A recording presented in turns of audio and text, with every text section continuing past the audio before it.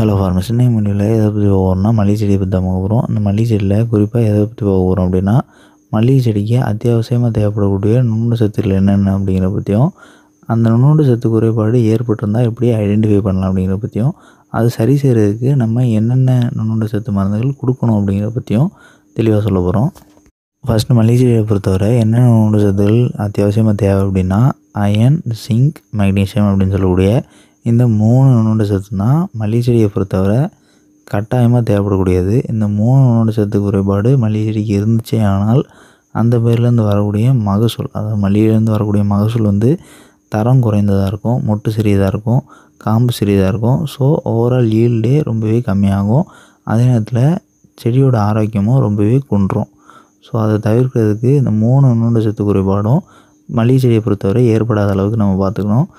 And இப்போ first iron நுண்ணூட்ட சத்து குறைபாடு ஏற்பட்டிருந்தது அப்படின்னா அதை நம்ம எப்படி ஐடென்டிஃபை பண்ணணும், அண்ட் அதை சரி செய்கிறதுக்கு நம்ம என்ன நுண்ணூட்ட சத்து மருந்து ஸ்ப்ரே பண்ணலாம் அப்படிங்கிற பற்றி பார்த்துடலாம். ஃபஸ்ட்டு மல்லிகை செடிக்கு இரும்பு சத்து குறைபாடு இருக்குது அப்படிங்கிற பட்சத்தில் அந்த செடியில் இருக்கக்கூடிய இளம் இலைகளாக இருக்கட்டும், இல்லைனா முயற்சி அடைந்த இலைகளாக இருக்கட்டும், இந்த ஒவ்வொரு இலைகளாக இலைகளில் இருக்கக்கூடிய நரம்புகளை தவிர்த்து மீதமுள்ள பாகங்கள் எல்லாமே மஞ்சள் நிறமாக இருக்கும்.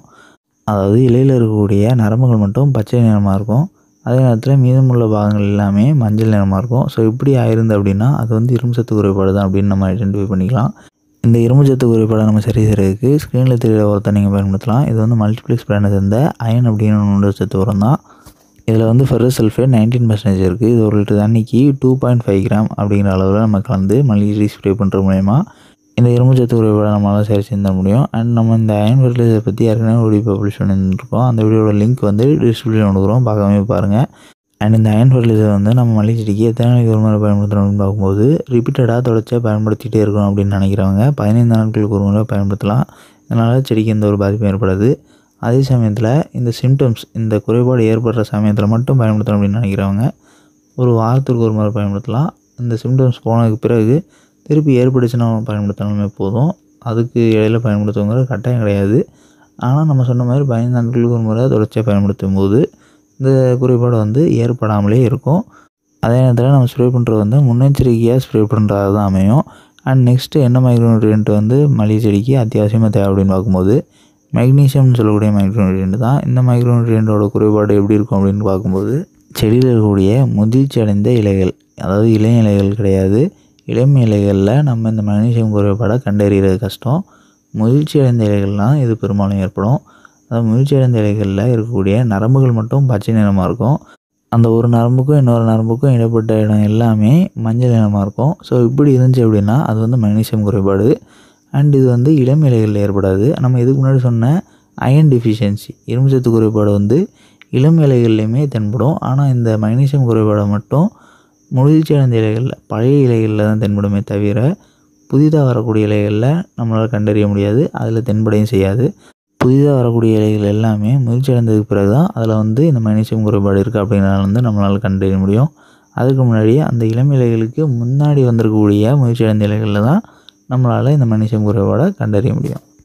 அண்ட் இந்த மெக்னீசியம் குறைபாடை நம்ம சரி செய்கிறதுக்கு என்ன உரத்தை பயன்படுத்தலாம் அப்படின்னு பார்க்கும்போது, இதுவும் அதே மல்டிப்ளெக்ஸ் பிராண்டை சேர்ந்த மோட்டி அப்படிங்கிற ஒரு மெக்னீசியம் ஃபெர்டிலைசர் தான். இதில் என்ன டெக்னிக் இருக்குது அப்படின்னு பார்க்கும்போது, மெக்னீசியம் EDTA ஃபார்மேட்டில் 6% இருக்குது. இது 1 லிட்டர் தண்ணிக்கு 0.5 கிராம் பயன்படுத்தினா போதும், அதுக்கு மேலே பயன்படுத்துங்கிற அவசியம் கிடையாது. அண்ட் இதுவுமே நம்ம இதுக்கு முன்னாடி அயன் டெஃபிஷியன்சிக்கு சொன்ன மாதிரியே நுண்ணூட்ட சத்து குறைபாடு, இந்த மெக்னீசியம் குறைபாடு சரியாகிற வர ஒரு வாரத்திற்கு ஒரு முறையும், அதற்கு பிறகு ரிப்பீட்டடாக பயன்படுத்தணும்னு நினைக்கிறவங்க 15 நாட்கள் ஒரு முறை பயன்படுத்தினா போதும். அப்படி இல்லை அப்படின்னு வேண்டாம்னு நினைக்கிறவங்க இந்த குறைபாடு சரியாகிற வரை பயன்படுத்திட்டு திருப்பி இந்த மெக்னீசியம் குறைபாடு ஏற்பட்டால் பயன்படுத்தினாலும் போதும். அண்ட் மூணாவதாக மல்லிகை செடியில் ஏற்படக்கூடிய சிங்க் நுண்ணூட்ட சத்து குறைபாடை பற்றி நம்ம போகிறோம். பொதுவாக இந்த நுண்ணூட்ட சத்து குறைபாடு மல்லிகை செடியில் ஏற்படுச்சு ஆனால் அது மல்லிகை செடியோட மேற்பகுதியை தான் அதிக அளவில் தாக்கும். அதாவது மல்லிகை செடியோட மேற்பகுதியில் தான் அதிக அளவு இந்த நுண்ணூட்ட சத்து குறைபாடு ஏற்படும். ஸோ இது என்ன ஆகும் அப்படின்னா, எந்த ஒரு பயிரிலையும் சிங்க் நுண்ணூட்ட சத்து குறைபாடு அதிக அளவில் இருக்குது அப்படிங்கிற பட்சத்தில் அந்த பயிரோட வளர்ச்சி ஒட்டுமொத்தமாகவே குறைந்து காணப்படும். எந்த ஒரு பூஞ்சான நோயோ பூச்சி தாக்குதலோ இல்லைங்கிற பட்சத்துலையுமே சிங்க் சத்து குறைபாடு இருந்துச்சு அப்படின்னா அந்த மல்லிகை செடியோட வளர்ச்சி மற்ற மல்லிகை செடி வளர்கிற வளர்ச்சி அளவுக்கு வளராது. புதிய துளிர்கள் வந்தாலுமே அதிகமான வளர்ச்சி எடுக்காமல் குறைந்த உயரத்தில் நின்றும் ஒரு ஸ்டண்டட் க்ரோத், அதாவது மல்லிகை செடியில் அதிக அளவு வெப்பம் தாக்கி ஹீட் ஸ்ட்ரெஸ் ஏற்பட்டால் எப்படி இருக்குமோ அந்த மாதிரியே அதிக அளவு வளர்ச்சி இல்லாமல் மேற்பகுதியில் புதிய துளிர்கள் அதிக அளவு எடுக்காமல் அப்படியே நின்றோம். இதுக்கு காரணம் இந்த ஜிங்க் நுண்ணூட்ட சத்து குறைபாடு தான்.